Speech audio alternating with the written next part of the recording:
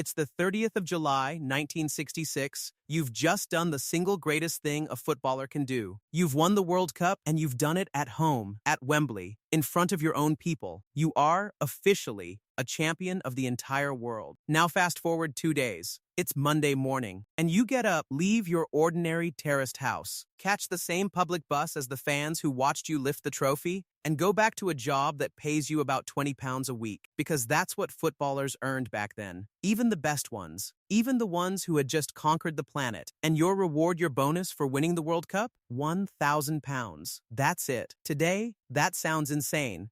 A modern player who wins the World Cup can take home a bonus of around £500,000 on top of club wages that already run to hundreds of thousands of pounds every single week. Win the World Cup now, and you become a global brand, set for several lifetimes. But for most of football's history, winning the greatest prize in the sport didn't make you rich. It just made you the proudest working man in your street. So what did World Cup winners actually get paid before football was rich? To understand it, you have to know about one extraordinary rule that controlled English football for 60 years, the maximum wage. This is hard to even imagine today. For decades, there was a legal limit on how much a professional footballer could be paid, no matter how good he was, no matter how many fans he drew, no matter how many trophies he won. Every player hit the same ceiling, and that ceiling was low. By the late 1950s, the maximum wage had crept up to just £20 a week. To put that in perspective, it was barely more than what an ordinary factory worker or tradesman earned. The finest footballers and the country national heroes, household names, were legally capped at roughly the same income as the men cheering them from the terraces. It meant that the gap between football's bosses and football's stars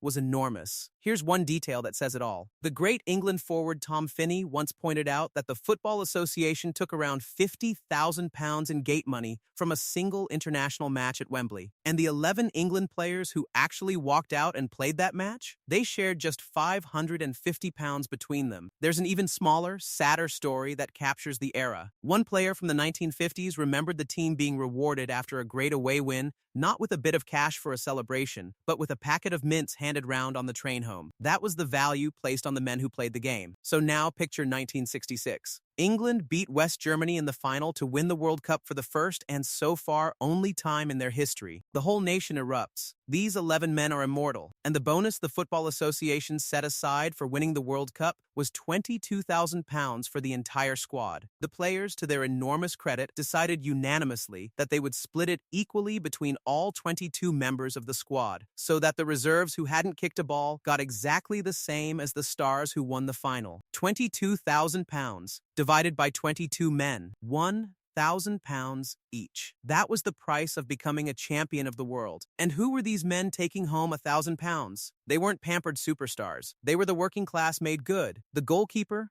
Gordon Banks, widely considered one of the greatest who ever lived, had left school and been bagging coal for a living at the age of 15. Several of the squad had done national service in the military. They lived in modest houses in ordinary neighborhoods, often right next door to the very fans who supported them. They rode the same buses and trolleys to the ground. They were not separated from the public by wealth or fame in their daily lives. They were the public. But here's the part that really shows how different the world was. What happened to these men after football? Today, winning a World Cup sets a player up for life. The wages, the bonuses, the sponsorships, the after dinner, speaking a modern champion never has to work an ordinary day again. Back then, when the cheering stopped and the boots came off, many footballers, even World Cup winners, simply had to go and get a normal job, like anyone else. The money they'd earned in the game wasn't enough to retire on. There's a whole book of interviews with former professionals from this era with a title that says everything, when footballers were skint. Take Ray Wilson. He was England's left back in that 1966 final, a world champion. And when his playing days ended, he went into a completely different trade. He became an undertaker, an ordinary working man arranging funerals in his community. Sit with that for a second. A man who had stood on the Wembley pitch as a champion of the world spent the rest of his working life in a quiet, ordinary job, while the people he'd thrilled grew old. That's how little the greatest achievement in football paid. So let's actually live a day in the life of one of these champions. You wake up on a normal Monday. There's no mansion, no fleet of cars in the drive. You make your own breakfast in a small terraced house on a street where everyone knows your name not because you're untouchable, but because you genuinely are their neighbor. You head to training, and you might travel there on the same bus as the fans. They nod at you. They might mention the match. You're a hero to them, but you're also just one of them, a working man who happens to be brilliant with a ball. You train hard because football is your job and you love it. But in the back of your mind,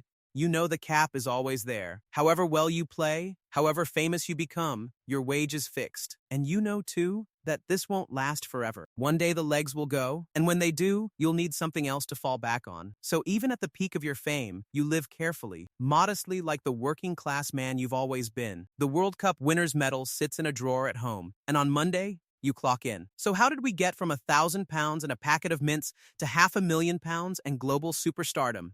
It started in 1961. The Players' Union, led by a determined man named Jimmy Hill, had finally had enough of the maximum wage. They voted to go on strike. And just days before that strike was due to begin, the football authorities caved and abolished the wage cap altogether. For the first time in 60 years, clubs could pay a player whatever they were worth. Almost immediately, a Fulham player named Johnny Haynes became the first British footballer to earn £100 a week, 5 times the old limit. Overnight, the ceiling was gone. But the real explosion came later. As television money poured into the sport, and especially after the creation of the Premier League in 1992, with its enormous broadcasting deals, wages didn't just rise. They detonated. From £20 a week, top players climbed to thousands, then tens of thousands, and now hundreds of thousands of pounds every week. The World Cup itself went from a tournament that paid winners and handshakes to one worth billions. The prize never changed. The trophy is the same, but the world around it transformed completely. And that's the strange, quiet truth behind football's greatest prize. We assume today that lifting the World Cup is a golden ticket, that it makes a man rich and famous and untouchable forever. And now,